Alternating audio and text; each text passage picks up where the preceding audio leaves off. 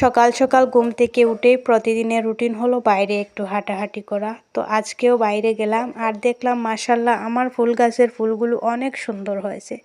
আর সাথে লক্ষ্য করলাম যে আগের যে গোলাপগুলা ছিল সেগুলা একদমই শুকিয়ে গেছে।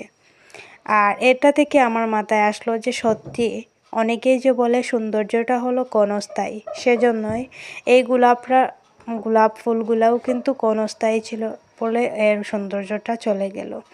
ঠিক এদের মতো আমরা মানুষরাই, আমাদের সৌন্দর্যটা একদম ক্ষণস্থায়ী, চিরস্থায়ী নয়। সেজন্য যখনই মানুষকে নিয়ে অহংকার করবেন আর নিজের সৌন্দর্য নিয়ে অহংকার করবেন, তখন কিন্তু মাথায় রাখবেন আপনার সৌন্দর্যটা কিন্তু ক্ষণস্থায়ী। হ্যালো এভরিওয়ান, আসসালামু আলাইকুম। আল্লাহর রহমতে নিশ্চয়ই ভালো আছেন, আমরাও আলহামদুলিল্লাহ অনেক ভালো। সকালে ঘুম থেকে উঠেই চাপটি পিঠা বানিয়েছি আর সাথে চা আর আনারসের জেলি দিয়ে সকালের নাস্তাটা সেরিয়ে নিলাম। কারণ হচ্ছে আজকে অনেক রকম কিছু বানাতেও ইচ্ছা করছে না। আমার মতো কারা আপনারা কে কে পছন্দ করেন চাপটি পিঠা, রুটি, মেরা পিঠা, চুঙ্গুর পিঠা এরকম জিনিসের সাথে চা খেতে পছন্দ করেন, তারা অবশ্যই কমেন্টে জানাবেন। আমার তো ভীষণ ভালো লাগে। আর আমার বাচ্চারা কিন্তু এই যে পাইনাপেলের জেলি দিয়ে খেতে কিন্তু পছন্দ করেন, তাই আমি পাইনাপেলের জেলিটাও সামনে রেখেছি। এরপর টুকিটাকি কাজ করে চলে আসলাম রান্নাঘরে। কি রান্না করব, এখানে অনেক ফ্রেশ শিম এনেছিলেন, তো শিম রান্না করব মাছ দিয়ে। এরপর কলা গাছের তুর দিয়ে আর একটা সবজি রান্না করব। তো এখানে দেখেন আমি একসাথে আলু, শিম, কলা গাছের তুর দিয়ে একটা মজাদার রেসিপি রান্না করব। তো আমি যেরকম চেয়েছিলাম সেরকম কিন্তু মজা হয়নি। আমি চেয়েছিলাম শুকটি দিয়ে এটাকে একদম সাদা করে জালাপটা বানাবো, কিন্তু পরবর্তীতে দেখি বাসায় শুকটি নেই, তাই আমি কোনো রকমভাবে রান্না করতেও ইচ্ছা হচ্ছে না। কোনো রকমভাবে রান্না করেছি, মোটামুটি স্বাদ হয়েছে, তেমন একটাও হয়নি আর এত খারাপও হয়নি।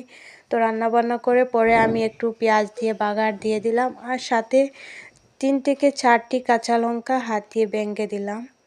এর থেকে কিন্তু অনেক মজার একটা ঘ্রাণ আসে। আর সাথে কিন্তু আমি বড় মাছ দিয়ে একদম ফ্রেশ যে শিম, সেটাও কিন্তু এর আগে রান্না করে আমার হাজব্যান্ডকে টিফিনটাও দিয়ে দিয়েছি। রাত্রের মাছ বোনা ছিল সেটা দিয়ে। এরপর আবার কি করব, অনেক যে একসাথে রান্না করতে গেলে অনেক ভালো লাগে, আর একটা একটা করে রান্না করতে তেমন একটা ভালো লাগে না। তাই আমি এটা রান্না করেছি অনেক সময় ধরে, আমার তেমন একটা রান্না করে থাকতেও ভালো লাগছে না। আর এই রান্নাটাও অনেক মজা হয়েছিল। এটাতে আমি কিন্তু রসুনটা একটু বেশি দিয়ে রান্না করেছি। এর রান্নার ফাঁকে কিন্তু আমার মেয়েটাও এই যে ক্রিম বন দিয়ে আর সাথে খেজুরের গুড় দিয়ে একটু খাচ্ছে, আর আমিও একবার ট্রাই করছি, অনেক মজা লাগছে খেতে। সাথে কিন্তু আমি আলু দিয়ে আরেকটি ভাজিও করেছি। এর ফাঁকে কিন্তু আমার চাচা শ্বশুরও এসেছিলেন, তো ওনাকে চাটা দিয়ে রান্না করে সিঙ্কে অনেকগুলো বাসন জমেছিল, তো সেগুলো পরিষ্কার করে রান্নাঘর পরিষ্কার করে এখানে আমি আইস দিয়ে অনেক মজার একটা জিনিস বানিয়েছিলাম, সেটা দিয়ে একটু মজা করলাম।